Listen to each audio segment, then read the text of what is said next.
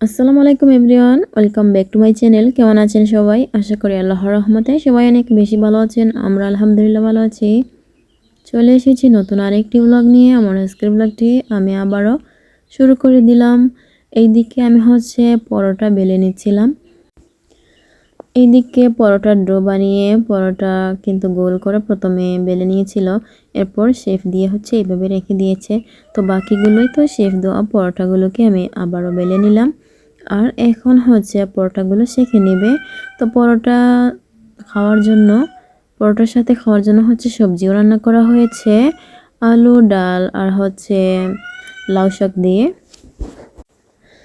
তো এখানে দেখতে পাচ্ছেন পরোটাগুলো সুন্দর করে সেঁকে নিচ্ছে। তো প্রথমে যে পরোটাটা এখানে দিয়েছিল, এই ফ্রাই প্যানে দেখা যায় লাকড়ির চুলা সেঁকতে গেলে পরোটাগুলো আর কি একটু লেগে যায়। তো এই ফ্রাই প্যানটা চেঞ্জ করে এখন যে ফ্রাই প্যানটার মধ্যে লাগবে না নিচ থেকে সেটা নিল।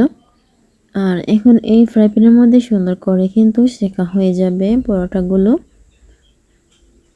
আর লাকড়ির চুলা দেখা যায় একটু বেশি আগুন আছে, যার জন্য খুব দ্রুতই দেখা যায় পরোটা হওয়ার আগেই পুড়ে যায়।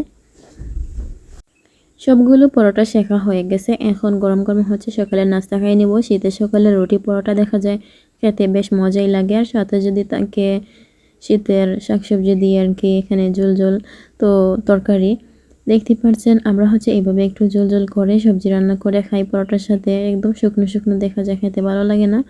আর এই তো সবার আগে জায়েদ বসে পড়েছিল, ওর নাকি আগে খিদে লেগে গেছে। আমাদের আগে কিন্তু ওরা খেয়েছে, এরপরও দেখা যায় তাদের আগে লেগে যায়। তো সবগুলো হয়ে যাওয়ার পর এখন আমরা খেয়ে নেব। আর এই তো সবার জন্য আমি নিয়ে নিচ্ছিলাম, সবাই একসাথে বসে খাবো। তো মুজাহিদ অলরেডি ভাত খেয়ে চলে গিয়েছিল মাদ্রাসায়। তো সে পরে খাবে মাদ্রাসা থেকে এসে।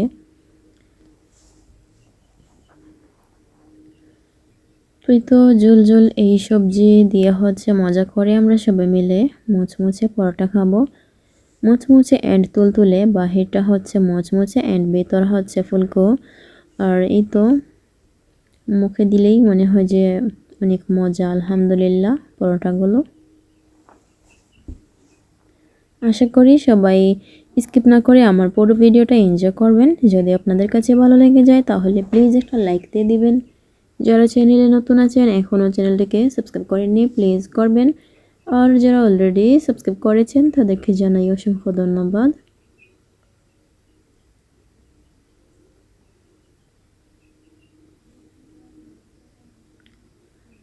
আমারও কিন্তু অনেক বেশি খিদে লেগেছে। সকালবেলা চাটা কিন্তু আগে খেয়ে নেই। চাটা খেয়ে বিস্কিট দিয়ে পানি টানি খেয়ে এরপর কোনো কিছু বানানোর থাকলে বানাই আর কি নাস্তা। আর কোনোদিন দেখা যায় গ্রামের মানুষ তো ভাত খেয়ে নেই তরকারি দিয়ে, এই হলো নাস্তা। আর যখনই মনে হয় যে না রুটি আজ খেতেই হবে, তখন আর কি বানাই। এইদিকে চলে আসলাম নাস্তা খেয়ে। আর শীতের দিন অলরেডি 11টা বেজে গেছে আমাদের। তো এখানে আমাদের গাছ থেকে ছোট ছোট পেঁপেগুলো পেরে নিচ্ছিলাম। এগুলো ছোট হলে কি হবে, যদি বড় হতো তাহলে অনেক দিনে কিন্তু পেকে যেত, এরকম একটা অবস্থা। এখানে রোদ লাগে না, মোটেও রোদ লাগে না, যার জন্য এই পেঁপেগুলো বড় হয় না। তারপর পেঁপে পাড়া হয়ে গেলে এখান থেকে বড় বড় দেখে এই তো প্রথম লাই শাক তুলছিলাম আমাদের। নিজের হাতে ফলানো প্রথম লাই শাক খেতে যে কি মজা, বলে বোঝানো যাবে না। বাজার থেকে একদিন আনছিল, ওইগুলো আসলে কি বলবো, একদম মনে হয় যে পানি পানি লাগে খেলে। আর নিজের হাতের ফলানো সবজির স্বাদই কিন্তু অন্যরকম। তো এখান থেকে বড় বড় লাই শাকগুলো আমি নিয়ে নিয়েছিলাম। এই তো আমাদের শিম গাছের নিচে এখানে আরও কিছু লাই শাক ফেলা হয়েছিল, ওখানে দেখা যায় কিছুটা আছে, কিছু বড় হয়েছে, সেগুলো নিয়েছি। বড়গুলো দেখা যায় আগে উঠিয়ে নিলে ছোটোগুলো কিন্তু দ্রুতই বেড়ে উঠে যায়। আর কিছুদিন পর পর কিন্তু আমরা লাই শাক দিয়ে এইভাবে মাছ দিয়ে ভর্তা করে খাই। শীতের দিনে এগুলো ভর্তা করে খাইলে অনেক বেশি মজা লাগে। নিজের হাতে ফলানো লাই শাক তুলে আনলাম ঘরে। আর এখন আমি বেছে নিচ্ছিলাম লাই শাকগুলো, বেছে তারপর ধুয়ে দিব। কাটাকুটি করবে তা না, আর রান্না করবে মরিয়ম, দুইজন মিলেই রান্না করবে। তো আমি বেছে টেছে ধুয়ে দিয়ে আবারও বাহিরে চলে গিয়েছিলাম।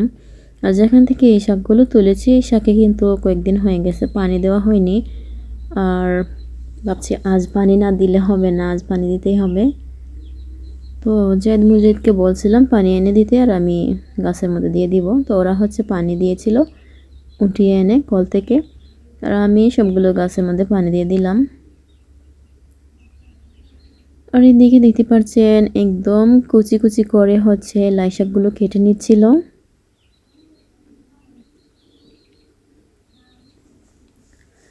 আর এইদিকে হচ্ছে ফ্রিজে 2-3 পিস রুই মাছ পেলাম। প্রথমে ভাবছিলাম রুই মাছ আরও হয়তো বা আছে অনেকগুলো, তো দেখা যায় খেয়ে খেয়ে শেষ হয়ে গেছে। আর এখন এই মাছগুলো ভর্তার জন্যই মূলত রেখেছিলাম, এখন এই মাছগুলো বের করলাম। তারপর মাছগুলোকে ভালোভাবে পরিষ্কার করে নিয়েছে।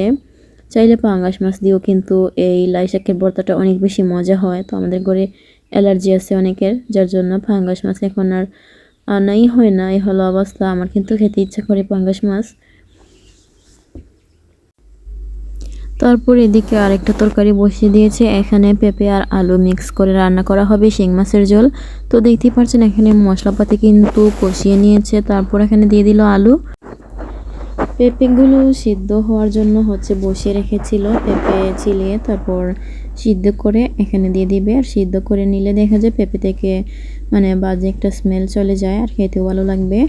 আর এই তো এদিকে হচ্ছে ছোট ছোট যে গাছের মরিচগুলো ঢেলে নিয়েছিল সেই মরিচ দিয়ে এখন ভর্তাটা মাখাবে। এদিকে মাছগুলো মানে কাটা বেছে নিয়েছে আর কি। আর এইদিকে দেখতে পাচ্ছেন সুন্দর একটা টাটকা লাউ আমি কেটে নিচ্ছিলাম। তো এই লাউটা অনেক সুন্দর ছিল। আর এইরকম ছোট ছোট লাউ কিন্তু আমার দেখা যায় রান্না করতে ভালো লাগে, আর দেখা যায় কাটতেও ভালো লাগে। তো এটা দেখতে মানে ফাঁকা মিষ্টি কুমড়ার মতো, তবে এটা পেকে যায়নি, একদম ছোট ছিল। তো এই লাউটা হচ্ছে আমি মুরগির মাংস দিয়ে রান্না করব, তার জন্য আমি কেটে নিয়েছিলাম লাউটাকে। আমার কিন্তু কাটা হয়ে গেছে। এইদিকে আমি তরকারি বসিয়ে দিয়েছি। এখানে আমি গোটা গরম মশলা দিয়ে পেঁয়াজ রসুন আদা এগুলো ভেজে নিয়েছি, তারপর হচ্ছে গুঁড়া মশলা দিয়ে দিলাম। এখন এখানে দিয়ে দিলাম মুরগির মাংস। মাংসের মধ্যে যে অংশে একটু বেশি হাড়ের অংশ থাকে আর কি, হাড় বেছে বেছে নিয়েছি। তো হাড় গুড় দিয়ে রান্না করলে লাউ খেতে কিন্তু টেস্ট লাগে। আমার মাংস কষানো হয়ে গেছে, তারপর দিয়ে দিলাম লাউ। আর লাউ দিয়ে হচ্ছে অল্প কিছু পানি দিয়ে দিলাম যাতে করে নিচ থেকে লেগে না যায়। আর এই কড়াইয়ে রান্না করলে হচ্ছে একটু পানি দিয়েই দেখা যায় রান্না করতে হয়। কড়াইটা হচ্ছে একটু বেশি পাতলা, মানে খুব দ্রুতই দেখা যায় আগুনটা লেগে যায়। এখন আমি দিয়ে দিলাম কতগুলো আস্ত কাঁচামরিচ, দিয়ে আবারও ডেকে রেখেছি। দেখতেই পাচ্ছেন কিছুক্ষণ পর আমি ঢাকনাটা তুলে হচ্ছে নাড়াচাড়া করে দিচ্ছিলাম। শীতের দিনে কিন্তু এরকম সবজি দিয়ে মাংস রান্না করে খেতে বেশ মজা লাগে, তাই না? আর এই তো একটু ঝোল ঝোল হবে এই তরকারিটা। কিছুক্ষণ পর পর আমি নাড়াচাড়া করে দিচ্ছিলাম। আর এখন ফাইনালি তরকারিটা রান্না হয়েই গেছে। আমি হচ্ছে টালা জিরার গুঁড়ো দিয়ে নামিয়ে নিব। এই তরকারিটা কিন্তু হয়ে গেছে। সবজি দেখতে পাচ্ছেন এখানে সিদ্ধ হয়ে গিয়েছিল। তারপর দিয়ে দিচ্ছিলাম ধনিয়া পাতা কুচি।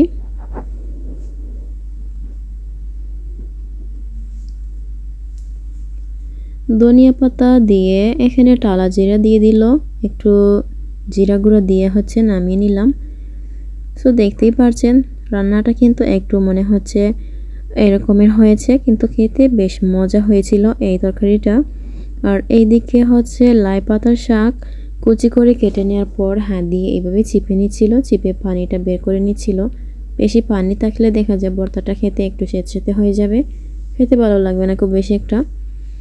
তো এখানে লবণ ছাড়াই হচ্ছে পানি বের করে নিয়েছে চিপে। আর এখন সুন্দর করে মাছের সাথে মিক্স করে নিচ্ছিল। এই পাতাটা কিন্তু মাছ ছাড়াও ভর্তা করে খেলে নাকি অনেক বেশি মজা লাগে। আবার শুটকি দিয়ে কিন্তু আমরা ভর্তা তৈরি করে খেয়েছি, মজা লাগে। অ্যান্ড মাছ দিয়ে তো বেশি মজা লাগে। তো আপনারাও হচ্ছে ট্রাই করবেন এই পাতা দিয়ে ভর্তাটা। আর ফাইনালি এখানে পেঁপে আর আলু দিয়ে হচ্ছে শিং মাছের ঝোল রান্না করা হয়ে গেছে। আমি এখন এই তো একটু ভর্তাটাও ভিডিও করলাম। তারপর এই তরকারির মধ্যে দিয়ে দিল ধনিয়া পাতা কুচি। আর এটা একটু পাতলা পাতলা ফ্রেশ মাছের ঝোল হয়েছে আজ। তো ফ্রেশ হয়ে চলে আসলাম ভাত খেতে। আর এই তো লাই পাতার ভর্তা কিন্তু আলহামদুলিল্লাহ মজা হয়েছিল। সবাই অলরেডি বসে পড়েছেন। আর সবাইকে মানে সবাই খাচ্ছিলেন দেখে আমারও দেখে যে অনেক বেশি মানে ক্ষুধা লেগে গেছে। তো আমিও দেরি না করে বসে পড়লাম। আর এই তো লাই পাতার ভর্তা দিয়ে মজা করে ভাত খাচ্ছিলাম। আলহামদুলিল্লাহ বিকেলবেলা একটু বাহিরে আসলাম। তো দুপুরে খাওয়া দাওয়া শেষ করে দেখা যায় আর কিছুক্ষণ বসে থাকা যায় না, বিকাল হয়ে যায়। আর এই ছিল আমার আজকের ভিডিও। সবাই ভালো থাকবেন, সুস্থ থাকবেন, দেখা হবে নেক্সট ভিডিওতে। সবাইকে আল্লাহ হাফেজ, আসসালামু আলাইকুম।